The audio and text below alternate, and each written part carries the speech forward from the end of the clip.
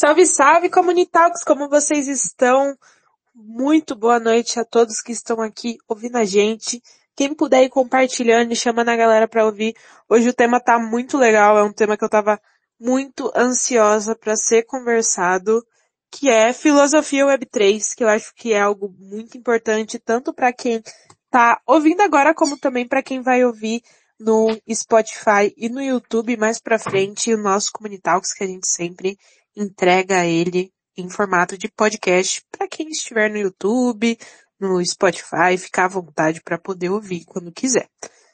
Para quem não conhece, a Community Org, somos uma empresa em gestão de comunidades, então cuidamos da sua comunidade, criamos uma relação mais próxima entre você, empresa, você, jogo, você, projeto, com o seu público-alvo, com as pessoas que te seguem, gerando mais conexões, mais networking, mais memes, mais conteúdo junto com a sua comunidade. A gente faz esse trabalho para você, gerencia, cuida das suas redes sociais e várias outras coisas.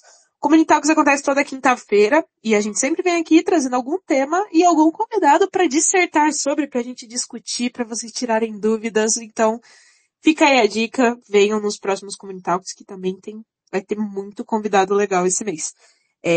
Inclusive a gente está do nosso Comunitalks 30, já foram 30 desde o ano passado, então uma marca especial aí. E a gente está com o nosso querido Casta. Muito boa noite, Casta, como você tá?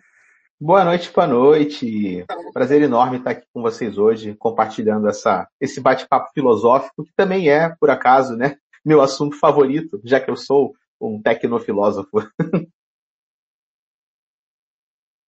100%. É muito gostoso discutir ideias e pensamentos, principalmente vindo da tecnologia, que querendo ou não é a época que nós vivemos.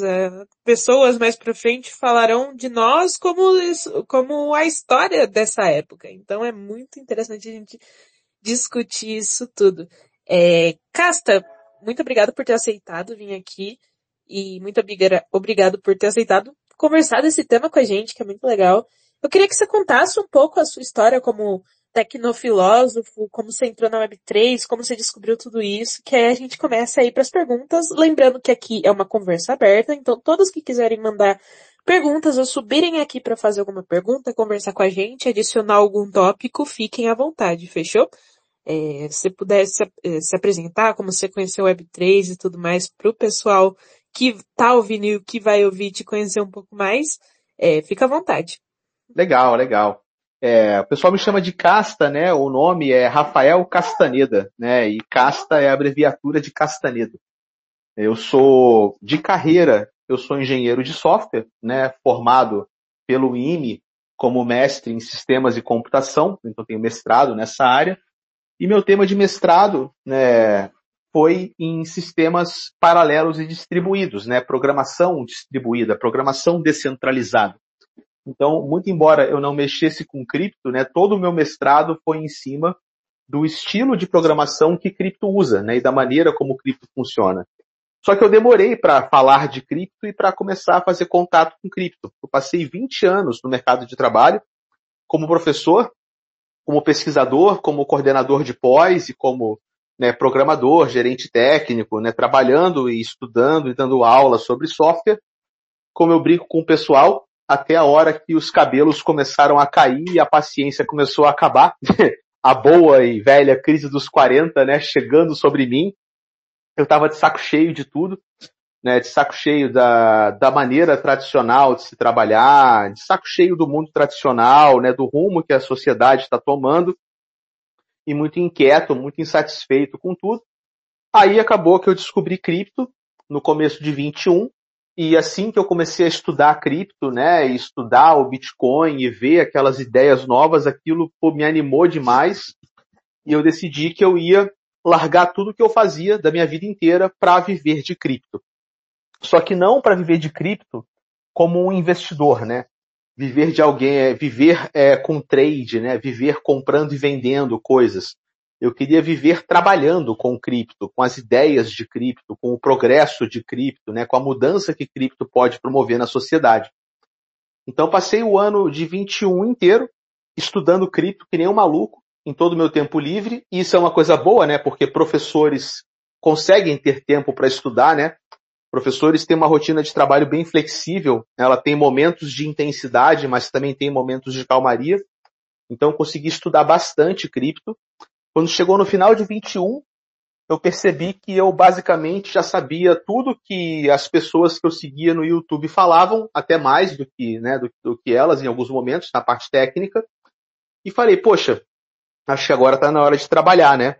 Aí já no começo de 22, até na virada de 21 para 22, eu consegui um trabalho com o time da Mercúrios, a casa de research Mercúrios, cripto aqui do Brasil.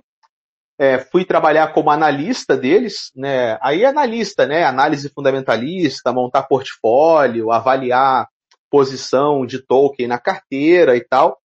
Fiquei com eles durante 22 e em 23 decidi realmente assumir a filosofia, colocar a filosofia na frente e abrir meu canal, né? E comecei essa jornada como filósofo cripto aí que está se desenrolando até os dias de hoje.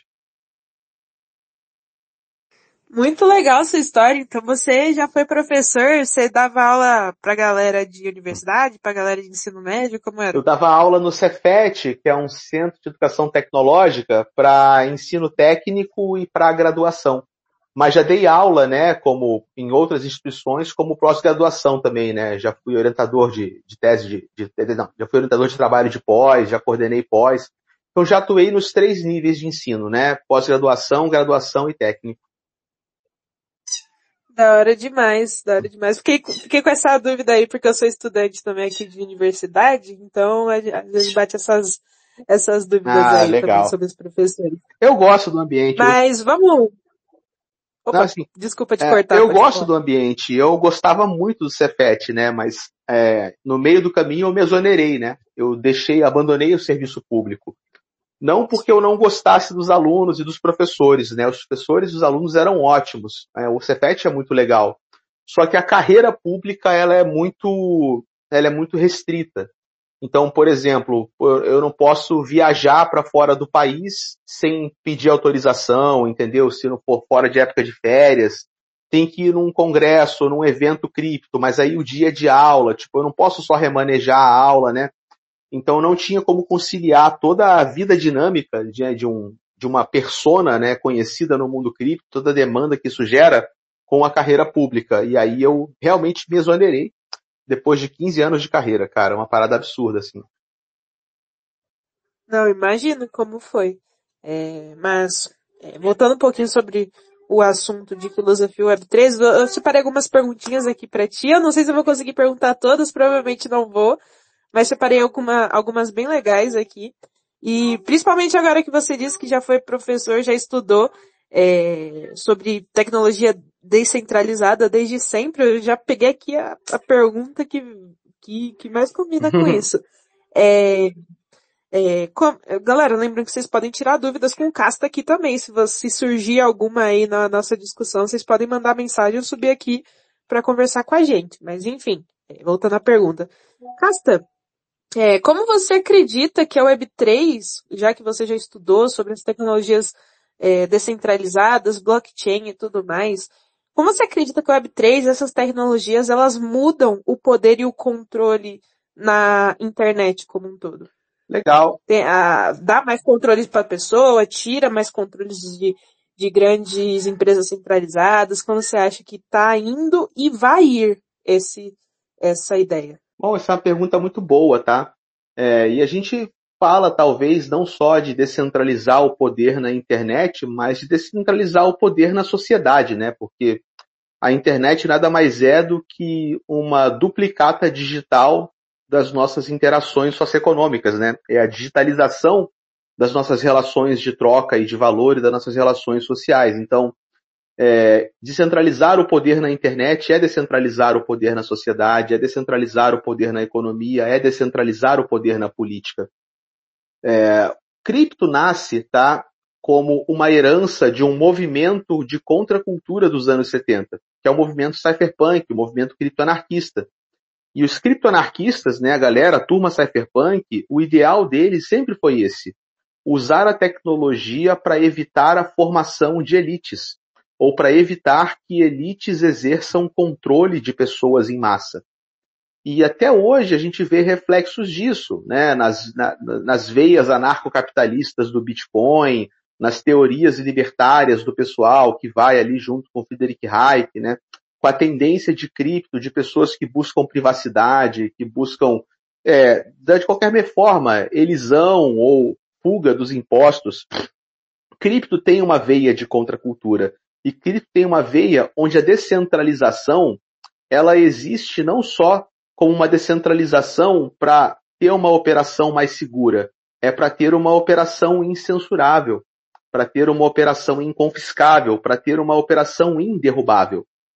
Quando a gente fala em computação, tá? Estritamente em computação, você descentraliza as coisas para que elas não tenham um ponto central de falha, né? Então, eu tenho, por exemplo, um sistema. Se esse sistema roda num único computador, cara, o computador pifou, o sistema pifou junto. Se esse sistema roda em 3 computadores, um computador pifa, ele continua funcionando nos outros 2. Né? Essa é uma visão da computação, mas na visão do movimento de contracultura, não ter um ponto central de falha também é não ter um ponto central de ataque. Né? Você pode atacar um minerador de Bitcoin, você pode destruir um minerador de Bitcoin, mas o Bitcoin continua funcionando. Né? O Bitcoin hoje, na escala que ele tem, ele é indestrutível. Né? Para destruir o Bitcoin, você teria que destruir ao mesmo tempo todos os mineradores do mundo, ou você teria que desligar a internet no mundo inteiro, e ainda assim teriam algumas medidas de controle. Então, cripto como movimento e Web3, que é uma maneira mais bonita de se falar sobre as consequências sociais e econômicas de cripto, né? Cripto e Web3 como movimento socioeconômico é descentralizar a concentração de poder na mão das elites financeiras, sendo essas elites a classe do governo, a classe dos bancos e a classe das grandes corporações, as Big Techs. Não. Eu vou falar pra ti que eu fiquei um pouquinho, fiquei remoendo aqui enquanto você tava falando, que eu gosto muito de discutir esse tipo de coisa, porque a gente consegue ver como cripto, blockchain no geral, descentraliza muita coisa e tem às vezes até coisas que já são descentralizadas e a gente nem sabe. Então, você ter falado que cripto é um movimento de contracultura também achei muito interessante, porque querendo ou não, a gente tá, o pessoal precisa que o dinheiro tenha lastro, precisa ver o dinheiro, precisa saber que ele tá em algum banco, alguma coisa, a maioria da galera, e a gente vai contra isso, a gente vai, sabendo que tem as blockchains, que tem, as criptos e tudo mais, então, é algo bem interessante da gente começar a pensar como sociedade em si. E como Web3, né? Como sociedade Web3 em si. Que a gente é uma contracultura, a gente tá indo no que a maioria da galera faz. Então, a gente não é uma cultura em maioria dentro de todo esse contexto. Então, é muito interessante isso, até mesmo pelas questões de liberdade, o quanto de liberdade você tem em cripto, o quanto você pode fazer em cripto, o quanto você não pode fazer em cripto, e nas blockchains e tudo mais. E até isso me leva a outra pergunta aqui, que eu já separei, já vou engatar nisso aqui também. Você acredita que pode ter um limite de liberdade em cripto? Em algum momento vai se surgir um limite de liberdade em cripto? Dando um exemplo que ficou bem famoso nos últimos tempos, por exemplo, as meme coins, de cunho nazista na Solana. Você acha que a blockchain vai criar limites para esse tipo de coisa? É uma coisa que vai acontecer e vai continuar sendo 100% libertário? Essa é uma excelente pergunta, né? E quando a gente coloca isso contra a cripto, e o que a gente faz em cripto é até uma espécie de provocação, né? Se você volta no coração do criptoanarquismo, que é o Manifesto Criptoanarquista, escrito pelo Timothy May, a visão dele era de que a tecnologia deveria habilitar liberdade absoluta, né? Essa é a visão de um anarquista. Então, do ponto de vista de um anarquista, Se você faz uma cripto com um cunho nazista, com um cunho racista, com um cunho discriminatório, na visão de um anarquista e de um criptoanarquista, isso não tem nenhum problema, né? O meu ponto de vista é diferente, tá? Mas no ponto de vista deles, isso não tem nenhum problema, porque o tipo de sociedade que eles idealizam é uma sociedade de total liberdade, que flerta muito com os ideais dos anarcocapitalistas mais radicais, que é você não ter governo, é você não ter polícia, é você não ter exército, é você não ter um órgão legislatório, é as pessoas se organizarem em torno de um livre mercado, né? Essa turma discute coisas como a instauração de mercados de assassinato. Então, para que uma polícia se nós podemos comprar a morte dos indesejados, né? E aí alguém paga e alguém mata e assim você faz a justiça, né? As pessoas mais odiadas serão mortas primeiro, né? Esse tipo de pensamento que essas pessoas colocam para frente. E o próprio Timothy May, ele coloca, né, nos escritos dele, que o futuro criptoanarquista, da visão dele, não é um futuro utópico. Não é um futuro onde as coisas são melhores. É apenas um futuro onde as coisas são mais livres. Então, na busca pela total liberdade, e isso é uma discussão que vai para um viés filosófico, né, da nossa compreensão do que é liberdade. Para alguns, total liberdade é seres humanos terem individualmente a liberdade de fazerem qualquer coisa que lhes dê na telha sem qualquer tipo de consequência sistêmica, né? Seres humanos fazem aquilo que eles querem, a hora que eles querem, e eles só respondem uns aos outros. Então, você tem a liberdade de entrar num bar e dar um tapa na cara de alguém, e o cara tem a liberdade de dar um tiro de volta e te matar, e tá tudo certo, tá? Essa é uma maneira de interpretar a liberdade. Mas existem outras visões sobre liberdade. Por exemplo, a visão de que liberdade, na verdade, pode ser uma sociedade onde você não tem medo de sair na rua, onde você não tem medo de ser sequestrado, onde você não tem medo de ser assaltado, onde você não tem medo de sofrer uma violência, onde você consegue se expressar. E prover garantias mínimas para que as pessoas se sintam seguras é uma coisa que nós só conseguimos fazer com o aparato sistêmico, com intervenção, com lei, com ordem, com autoridade, pelo menos até hoje. Como que cripto pode oferecer uma resposta para esse dilema, né, para essa aparente dicotomia? E é claro que isso é uma coisa que o futuro vai dizer, mas para mim o caminho é, nós temos que buscar sistemas de autorregulação, onde nós decidimos aquilo que deve ser regulado na sociedade. Porque hoje nós temos, sim, leis e regulações e aparatos e sistemas, mas todo o aparato que rege a nossa vida socioeconômica, ele na verdade é manipulado por uma elite de ultra-ricos que compõe 1% da raça humana, na maior parte das amostras. Então é claro que quando alguém se vê oprimido socioeconomicamente por um sistema que é regido por 1% das pessoas em detrimento de 99%, que a reação dessa pessoa é vamos demolir o sistema e não vamos ter mais sistema. Mas a minha visão é nós podemos usar a tecnologia cripto para ter sistemas melhores, para ter sistemas onde nós iremos descobrir e decidir a maneira como nós gostaríamos que a nossa convivência fosse regulada. E isso poderia envolver, por exemplo, nós concordarmos entre nós mesmos que criar memecoins com tema nazista não é uma boa ideia e que, por consenso, essa atividade poderia e seria proibida e o exercício dessa proibição viria, por exemplo, de um contrato inteligente, de uma automação, da supervisão de um ser humano ou da supervisão de uma inteligência artificial. Muito bom. Eu compartilho da mesma ideia que ti. Então, eu acredito que né, por um consenso maior, um bom senso maior, da maioria das pessoas, eu tenho certeza que são contra isso.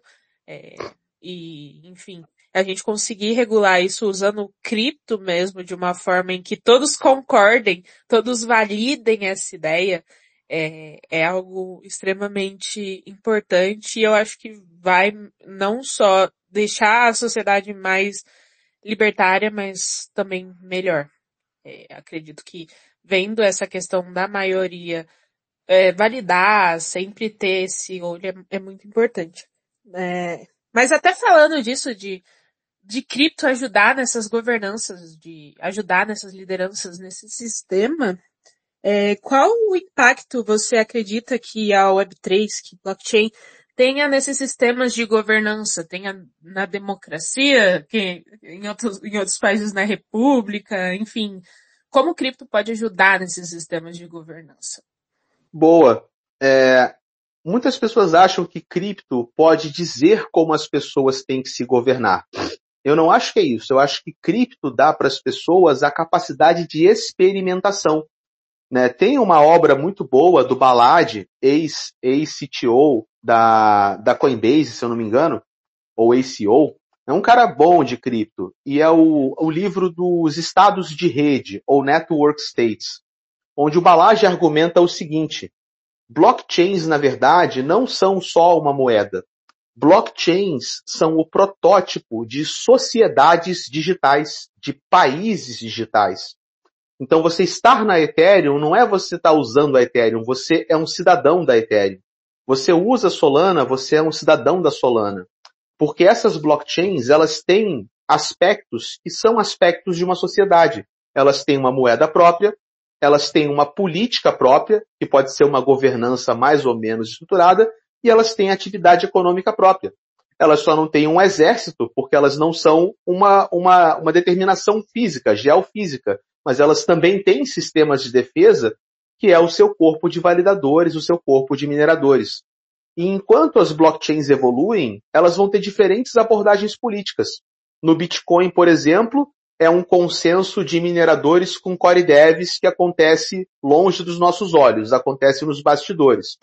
No caso da Ethereum, é a Ethereum Foundation que decide as principais coisas, conversando com os programadores, mas os programadores, por exemplo, fazem reuniões abertas, que todo mundo pode assistir. No caso da Polkadot, é uma governança super estruturada, com tokens, votação on-chain, fóruns de governança, câmaras, entendeu?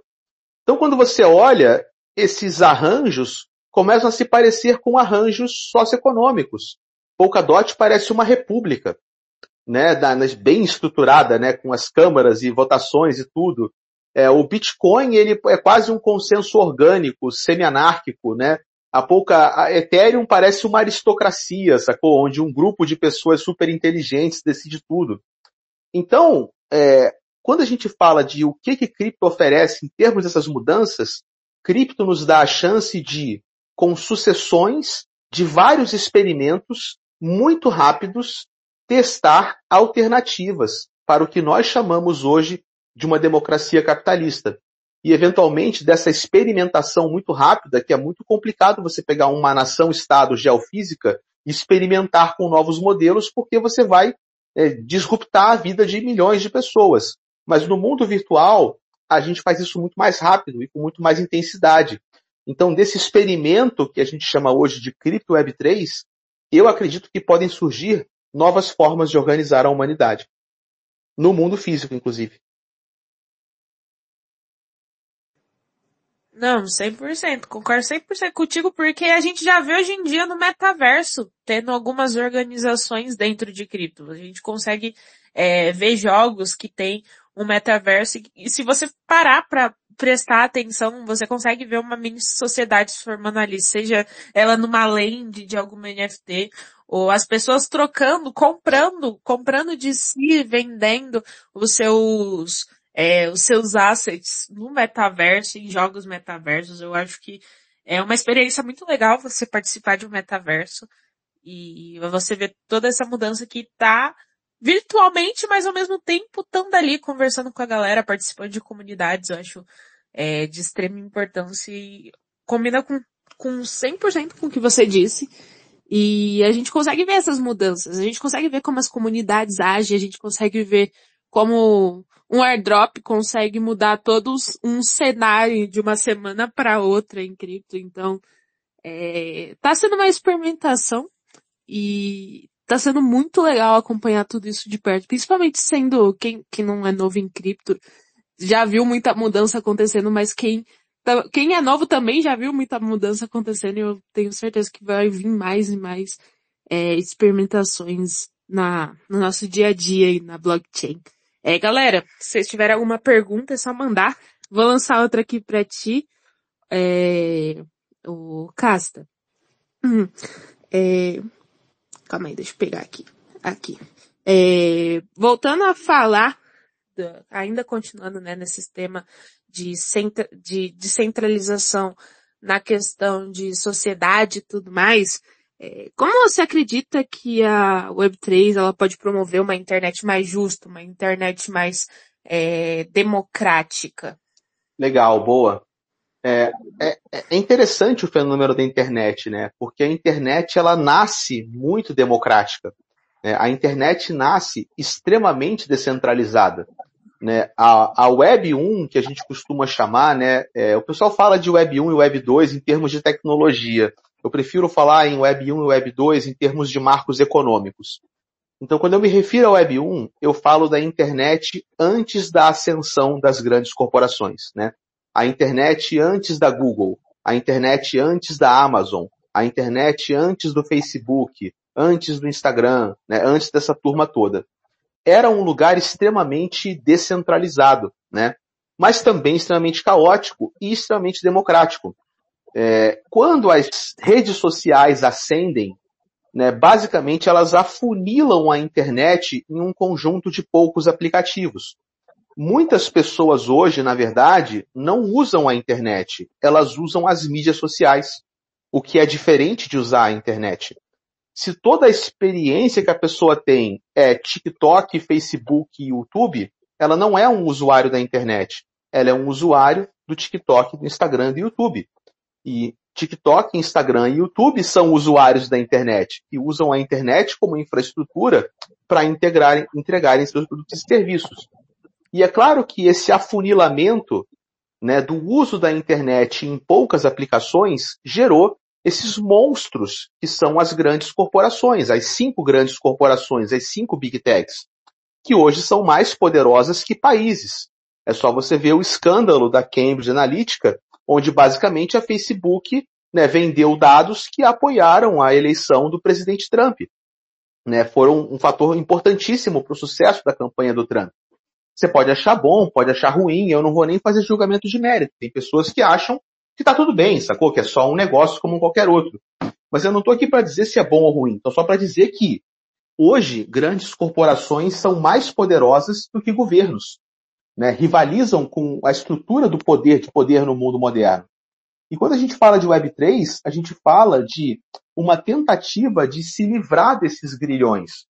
Porque mesmo, por exemplo, né, eu estava fazendo live hoje, né? Eu fiz um Reels no Instagram de manhã, 2 lives no YouTube à tarde, e agora a gente está conversando no Twitter, né? Então, essa estrutura, ela é tão prevalente que a gente não consegue agora ainda se relacionar sem ela. E para a Web3 realmente cumprir o seu papel, não se trata só de infraestrutura descentralizada, né? Se tratam de aplicações descentralizadas. Nós precisamos de uma alternativa. Alternativa para o Twitter, alternativa para o YouTube, alternativa para o Instagram, que não seja uma solução que opere com os mesmos incentivos econômicos de uma solução feita por uma Big Tech. Então a gente ainda tem um longo caminho a percorrer pela frente. Mas a resposta para a sua pergunta é: a gente vai chegar nesse ponto quando nós começarmos a montar aplicações que são boas o suficiente, e não só uma infraestrutura que seja boa o suficiente. Não, legal, legal. Inclusive, quando você tá falando, o Uber, ele mandou uma pergunta aqui. Criptocasta, manda a boa de como entrar na Monvila. A Monvila, cara. Monvila. A Monvila é um projeto que a gente está criando justamente para isso, né, para fazer novos sistemas de coordenação humana na blockchain. É um experimento.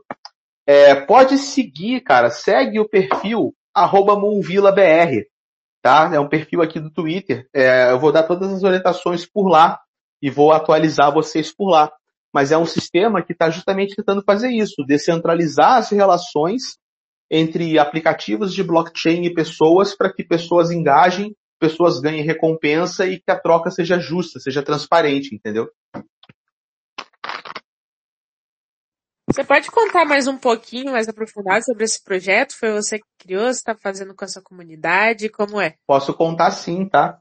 Esse projeto, ele nasce de um outro projeto meu, que começa como um projeto teórico, tá? Esse projeto teórico se chama Valocracia. Uma valocracia é um regime, por isso que tem o nome, né? Cracia. Democracia, anarquia, autocracia, aristocracia, meritocracia, valocracia. A valocracia é uma criação minha, né? Vem da tecnofilosofia, que também é uma criação minha, que é uma alternativa para seres humanos se organizarem de forma socioeconômica usando a blockchain, né? Mudando as primitivas políticas, mudando as primitivas econômicas.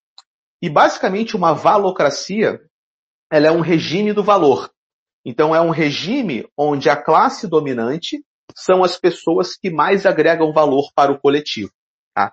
Então é uma definição, né, de como é que a gente valoriza, porque não é, por exemplo, uma abordagem igualitária. Né? A valocracia ela não tenta forçar a igualdade entre as pessoas.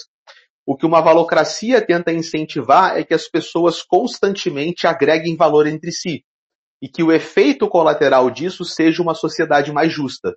Mas não porque nós obrigamos a sociedade a ser justa, e sim porque nós incentivamos economicamente um comportamento que agrega valor para mais pessoas. Então, é uma sociedade que não força a igualdade, não é democrática, porque não é uma sociedade onde uma pessoa tem um voto. É uma sociedade onde existe uma elite, onde existem fatores de desigualdade social e econômica, mas onde a classe dominante são as pessoas que mais se preocupam em tornar a sociedade um lugar melhor.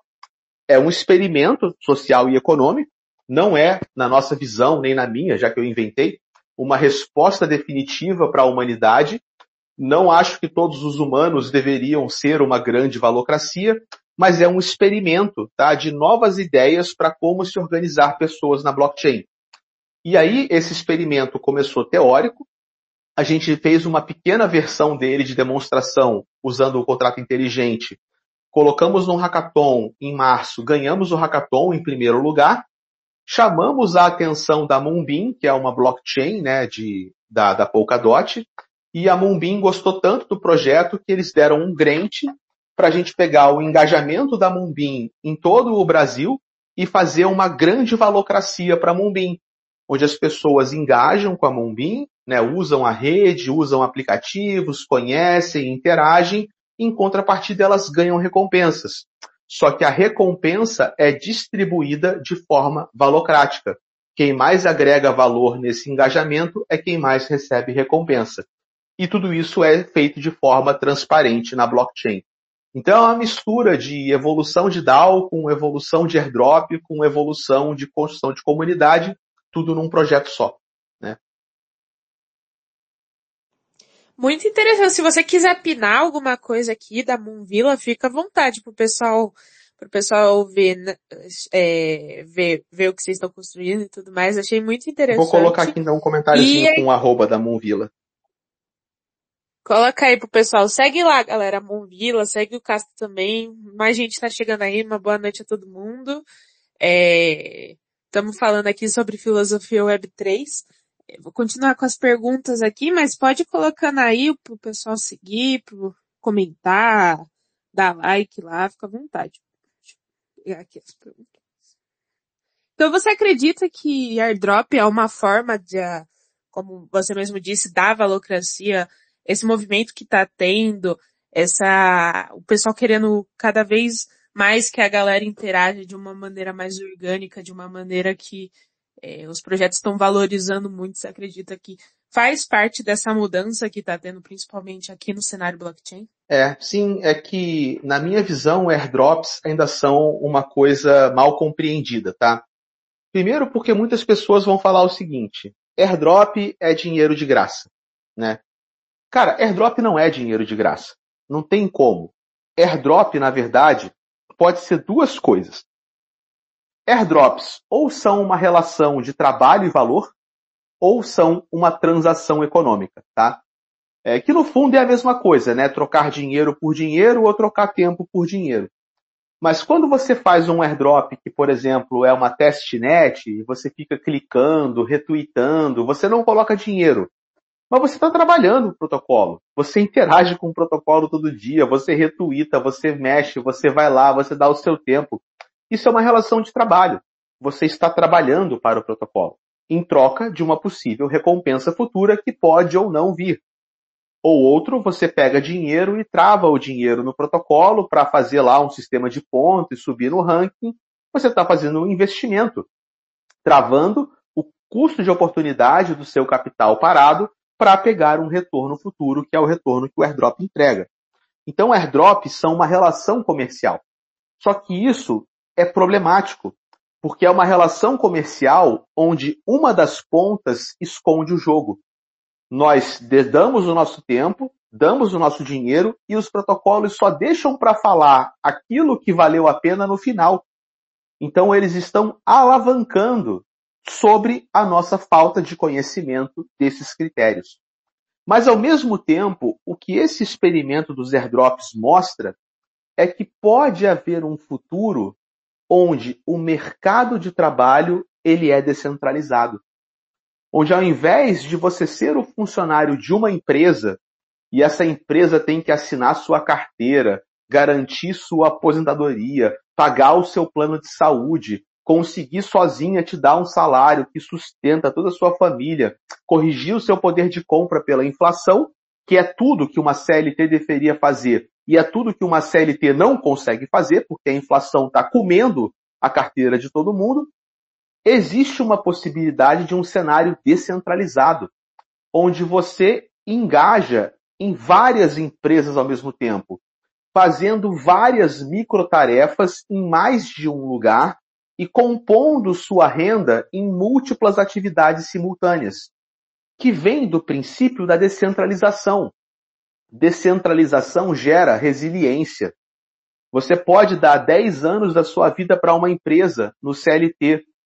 Se aquela empresa passar por problemas financeiros, você vai ser mandado embora. Você vai ser descartado. Porque o dever de uma empresa não é para com seus funcionários. O dever de uma empresa não é nem para com a sua qualidade de serviço. A empresa tem o dever fiduciário de enriquecer os seus acionistas. Então, num futuro onde o trabalho é descentralizado, as empresas vão ter que se organizar para requererem tarefas específicas em intervalos específicos e pagando por tarefa. E as pessoas vão decidir se elas querem ou não querem fazer aquelas tarefas.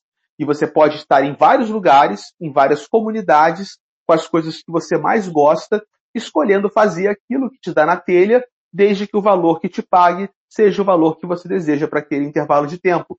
Então você quer tirar férias, você não precisa avisar ninguém. Você só para de fazer as atividades. E depois você pode voltar a fazer. Né? Isso é um tipo de futuro que os airdrops começam a mostrar que é possível. Mas é só ainda um vislumbre, é só um rudimento.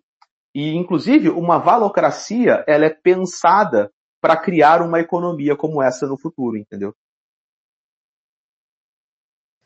Ah, entendi. Não, faz total sentido, até porque tem muito protocolo aí que esconde ouro só, aí Só sei se lá, é aproveita. só que faz referral, É. ganha, tá ligado? É por isso que Então, eu falo, então ainda é é meio... um rudimento, sacou? Não é o que acontece hoje. Mas para mim, cara, eu consigo enxergar um futuro como esse com base no que eu estou experienciando agora, entendeu?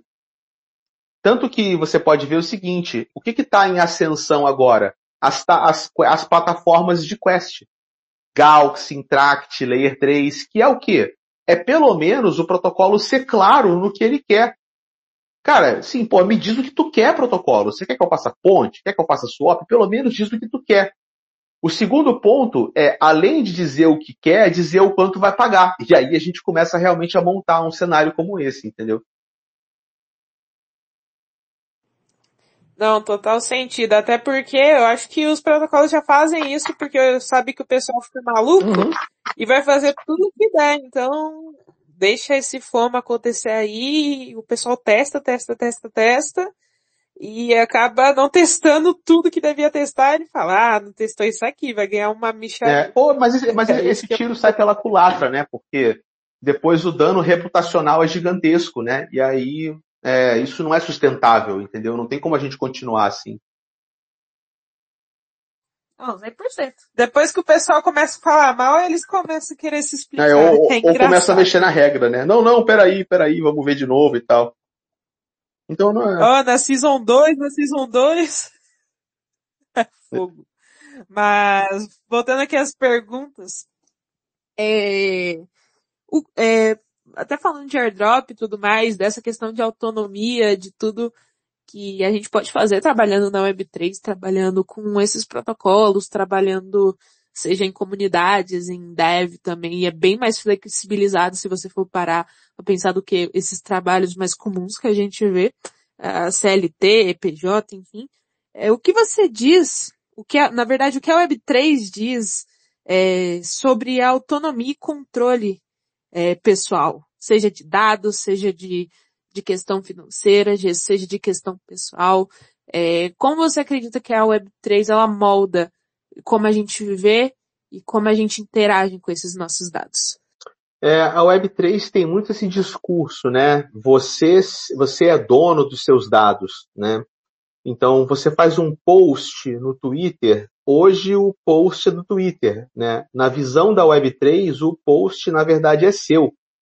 E se aquele post é importante para a plataforma gerar renda, então ela deveria dividir a renda com você, pelo menos na relevância do seu post. E é engraçado ver, cara, que as plataformas já estão se mexendo nesse sentido, né? Só que ainda é uma distribuição que favorece apenas os grandes movimentadores de conteúdo, né? Então, quem faz dinheiro com monetização de conteúdo são as pessoas que engajam, assim, zilhões de visualizações. Mas isso ignora o fato de que os produtores de conteúdo de médio e pequeno porte geram muito volume na plataforma. Então, eu acho que enquanto os sistemas cripto evoluírem, para mostrar para as pessoas que você ser o dono dos seus dados te permite ser remunerado por esses dados, quando isso começar a ficar claro, a gente pode ver sim uma debandada de pessoas das mídias sociais tradicionais para mídias sociais descentralizadas, mas não porque elas são descentralizadas, e sim porque elas fazem uma remuneração mais justa, porque elas têm incentivos econômicos mais atrativos. Só que eu não acho que isso vai passar despercebido, né? Isso é uma queda de braço. Com certeza, enquanto isso amadurece, plataformas como Instagram, Twitter e YouTube também vão começar a ser menos egoístas, né? E vão ser forçadas a compartilharem mais valor para sobreviverem. O que não é ruim, né? Porque ou a gente substitui o que está ruim, ou a gente força o que está ruim a melhorar, né? As duas coisas são ponto positivo no final.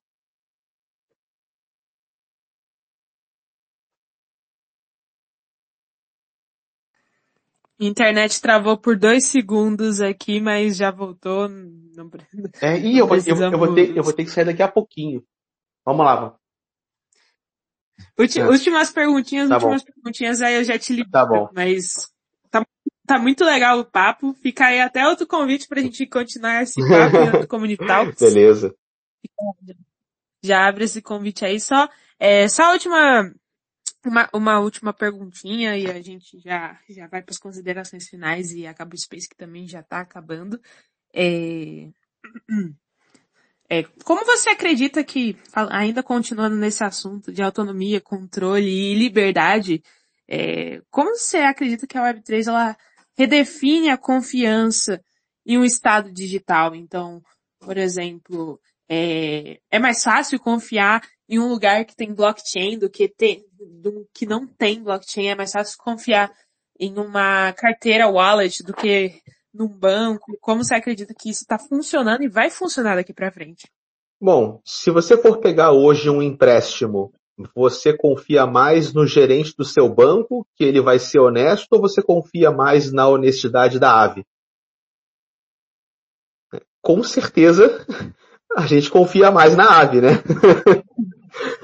Com certeza. Caramba, um tipo de gente que eu não confio é banqueiro. Exatamente. Porque todos os banqueiros existem para extrair valor, né? A classe bancária, né, principalmente a bancária, não os trabalhadores do banco, né, mas os banqueiros. A classe dos banqueiros evoluiu como grandes parasitas da economia. Banqueiros sobrevivem porque eles são intermediários, porque eles são arbitradores de valores, arbitradores de informação. E, basicamente, o que a gente vê com a tecnologia de blockchain é que a gente pode aposentar esses seres humanos e substituir esses seres humanos por software.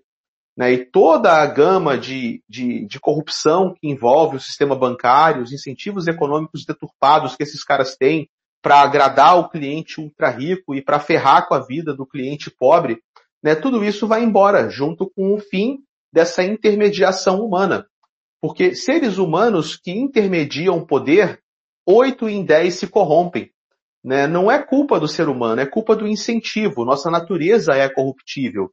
Então, sistemas que concentram poder, muito poder, na mão de poucos seres humanos, são sistemas que terminarão corrompidos. Não importa, sacou? Você pode matar um corrupto e aquele lugar que ele deixou a vago vai ser ocupado por outro. Né? Ou alguém vai se corromper para ocupar aquele lugar. Então, quando a gente fala de cripto, a gente fala do código e a lei. O algoritmo ou o programa da Aave é o mesmo se você interage com R$1, R$10, R$1.000 ou R$1.000.000. É o mesmo contrato inteligente. É a mesma regra. O contrato inteligente da Aave não vai dar um jeitinho se você for muito rico. Ele vai ser o mesmo sempre. Então, um futuro onde seres humanos corruptíveis são substituídos por programas é um futuro interessante. Porém, nós ainda não sabemos fazer programas à prova de hacks, à prova de bugs e à prova de exploits. Então nós hoje falamos o quê? De trocar o risco de um ser humano se corromper pelo risco de um contrato ser mal programado. Né? Então a gente ainda tem que evoluir muito na nossa capacidade de programar esses sistemas não só de forma justa e honesta, mas de forma com que eles não sejam hackeáveis. Porque aí sim a gente está falando de uma alternativa completa para o que a gente tem hoje.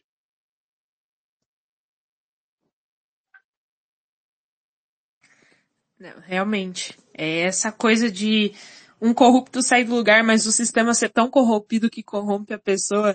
É literalmente aquela frase, o homem nasce bom, a sociedade o corrompe. A gente vê isso muito hoje em dia, tanto em banco como em qualquer lugar da sociedade. Tem alguém que, querendo ou não, vai ser corrompido ou pela ascensão ou pela derrubada, mas sempre vai ter. Eu acredito que tendo um sistema como a blockchain, um sistema mais transparente, mais claro, onde as informações não se perdem e elas não podem ser mudadas e sempre podem ser vistas, é um dos caminhos para a gente conseguir combater isso da melhor forma possível. Então, concordo 100% contigo.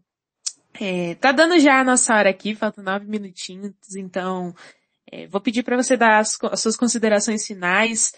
Se quiser fazer um jabá de algum projeto, de alguma live, fica à vontade. Eu também vou falar um pouquinho do que a gente vai fazer aqui na Community Org. Foi muito bom falar contigo. Muito bom falar com todos vocês, galera. Muito bom ter vocês aqui. Obrigada por ficarem até o final. E se quiser, pode dar as suas considerações finais, Castro. Legal. Só mesmo agradecer o convite, deixar um abraço para você, um abraço para a comunidade do Community Talks e dizer que o pessoal que quer ver mais conteúdo desse tipo pode me seguir no @castacripto, tanto no YouTube, quanto no Twitter, quanto no Instagram, viu? Muito obrigado pela noite de hoje. Eu que agradeço. Galera, para quem não conhece, aqui é a Community Org. Quem chegou agora, a gente é uma empresa de gestão em comunidades. Então, a gente dá a oportunidade de empresas terem comunidades e terem uma relação mais próxima com o teu público, criação de conteúdo junto com o público, aumento de vendas, entre outras coisas que uma comunidade pode trazer de benefício para empresas, jogos, projetos, enfim. E toda quinta-feira a gente tem o Community Talks trazendo sempre um convidado. Essa semana foi o Casta, mas semana que vem vai ser outra pessoa e na próxima vai ser outra também. E gostaria de convidar a todos para entrarem no Discord da Community Org. A gente está tendo vários eventos, inclusive agora há pouco teve uma aula de programação blockchain. Então, se você é programador, se você não é, mas quer aprender um pouco sobre contratos inteligentes, como blockchain funciona e tudo mais na questão mais técnica, entra lá na Community.org. Vai ter muita coisa legal, vai ter muita aula. Amanhã vamos ter uma aula de social media aqui também no X, então vai ter muita coisa acontecendo. Vai ter muita aula rolando e muita coisa pra gente ensinar. Também vai ter nossas aulas de inglês, então fiquem ligados aqui no nosso X, ativem as notificações, vai ter muita coisa legal. E é isso, agradeço a todos que participaram aqui com a gente, agradeço o Casta por ter vindo, fica o convite para vir numa próxima vez. Quero falar pra ti, foi um dos melhores papos que eu já tive aqui no Community Talks, que eu adoro falar e ouvir, principalmente sobre filosofia. Eu gosto de saber a opinião das pessoas sobre como elas enxergam, veem e interpretam o mundo como um todo, principalmente na Web3. Tem várias opiniões bem diversas e é muito legal poder ouvir todas. Então, agradeço muito por ter vindo aqui, falado um pouco da tua experiência e falado um pouco das tuas opiniões. E agradeço a todos que ouviram até aqui. Um beijo para todo mundo, um ótimo final de semana. A gente se vê quinta que vem. Entrem no Discord da Community.org, sigam a gente aqui. Tem muita coisa boa rolando. E é isso. Sejam sempre descentralizados, porque centralização é só para banco. E é isso, um beijão pra todo mundo. Vou estar acabando o Space aqui, só vou pedir pra vocês ficarem mais 2 segundinhos pra eu conseguir tirar um print e colocar nos arquivos da Community.org e todo mundo já tá liberado. Vejo vocês no próximo Community Talks. Um beijo pra todo mundo. Ótimo final de semana, ótima noite a todo mundo. E é isso.